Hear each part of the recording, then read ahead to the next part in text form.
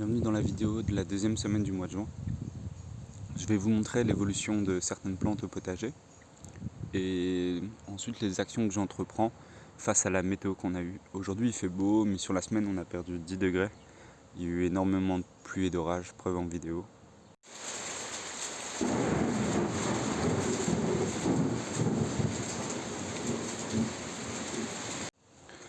Du coup j'essaye de profiter de ces conditions climatiques pour semer. Ça me permet d'éviter d'arroser tout le temps.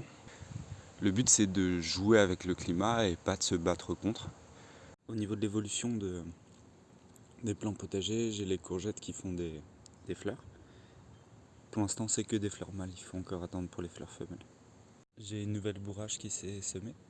J'ai les tomates qui commencent à faire des fleurs.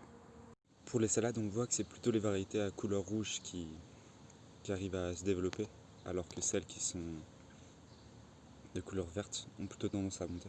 Ça va avoir des petites olives sur l'olivier. J'ai les haricots qui se sont bien développés.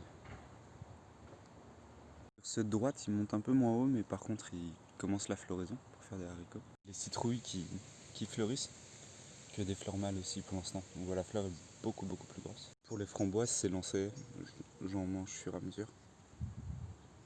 J'ai la floraison du cinéraire maritime, la menthe qui explose. J'ai mes oignons qui commencent à atteindre de belles tailles. Un petit peu partout. Les fleurs des laitues, c'est parti. Les nigelles de Damas qui vont bientôt s'ouvrir. Quelques prunes qui commencent à tomber.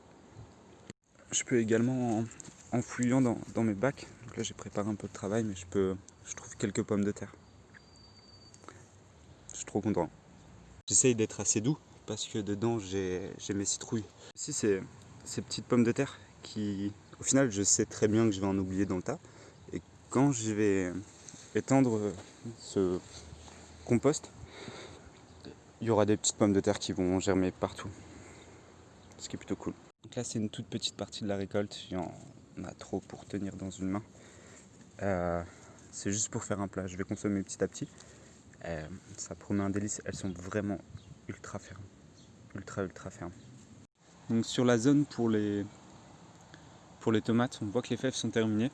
Je me demande où je vais mettre mes carottes. Donc je vais en profiter à la zone ici pour... je vais enlever les fèves, c'est fini. Je vais les faucher. Je vais les garder pour les replacer au sol après. Et je vais faire un semis de carottes de conservation. Donc, il y a les carottes qu'on fait en début de saison. Puis il y a les carottes qu'on peut faire maintenant, qui seront celles qu'on va garder pour l'hiver, qui se conserveront beaucoup plus longtemps. C'est mes carottes donc, primeurs qui se mangent en début de saison. On voit celle-ci par contre, elle commence à pouvoir se déguster. On va les laisser encore un petit peu. Elles sont pas toutes dans cet état-là. Donc ça c'est celle que je vais déguster cet été. Et ce que j'ai fait là-bas c'est celle que je vais déguster cet hiver dans les potages. Dans un premier temps je retire tout le tutorage avec les cordes. Je récupère mes tuteurs et je récupère ma corde. Ça ne sert à rien de perdre en se précipitant, autant réutiliser les choses. Dans la culture de la fève, c'est que c'est un engrais vert. Et en fait, c'est ces petites boules blanches, c'est nodosité. C'est de l'azote de l'air qui a été fixé par la plante en tant que réserve.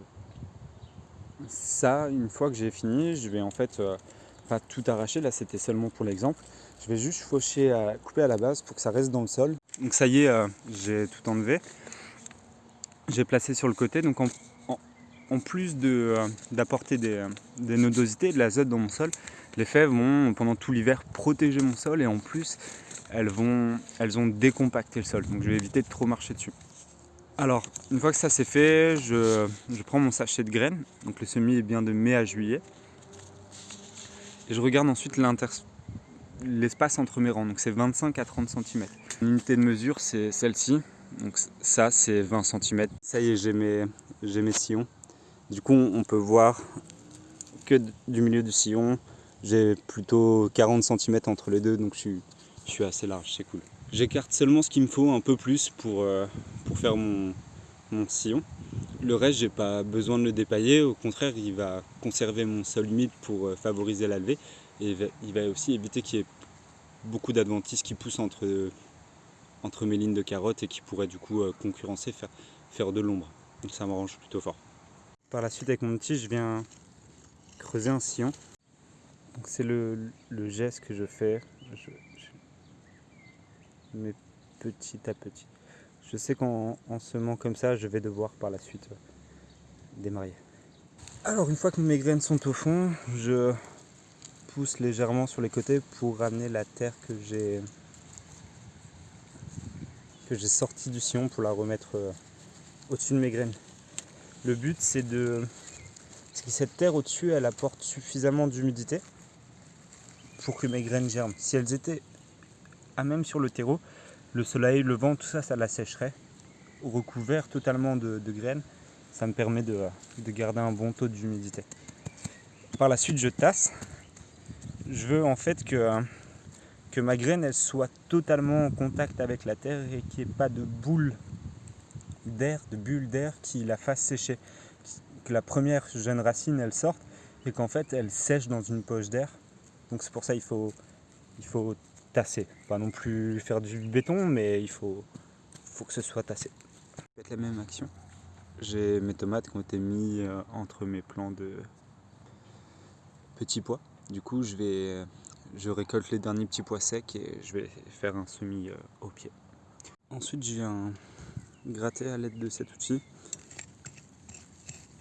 pour couper les herbes qui ne m'intéressent pas autour du coup des tomates et de quelques plantes que j'apprécie comme des pousses de palmier qui sont déposées ici. Ensuite avec ma main je viens affiner et je récupère un peu tout ce qui est grossier et je le replace au pied de mes tomates cerises pour faire tomates en une cornue pour faire un paillage. Je me suis décidé, du coup c'est des betteraves que je vais semer. Je trace mes sillons, ça doit être distant de 25 cm, je suis à 20. Ça va encore, au final mes deux grosses lignes seront de 40, donc c'est cool. Une fois les sillons faits, je vais espacer les graines de 3 cm. Donc là ce sont mes graines de betterave jaune que je vais placer dans mes sillons. Des graines un peu plus grosses, du coup je peux venir les déposer un peu plus délicatement en espaçant bien de 3 cm. Donc ça y est, j'ai mis mes graines dans mes rangées. Du coup je vais recouvrir. J'enlève les quelques cailloux qui pourraient bloquer la levée. Je sais que je dois avoir 1 cm, 1 cm et demi. Hop, du coup je recouvre tout et je tasserai par la suite.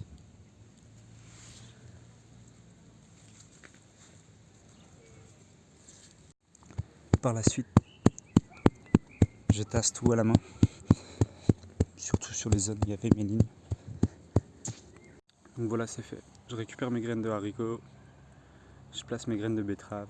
Ça m'a pris à peine 25 minutes. Il n'y a plus qu'à attendre la germination. Donc là, le but sur ma parcelle de haricots, c'est qu'en fait j'ai des haricots qui se sont totalement fait dévorer par les limaces. Certains ont passé le cap, d'autres non. Quand je regarde mon semis, donc il y a des... On voit, je suis de avril à juillet. Donc il est encore temps. Ce que je vais faire, c'est que je vais, là où ça s'est trop fait manger, comme ici clairement, je vais remettre quelques graines, histoire d'éviter d'avoir trop de trous. La technique est grossièrement la même. Je creuse un sillon un peu plus profond, parce que là c'est des graines plus grosses.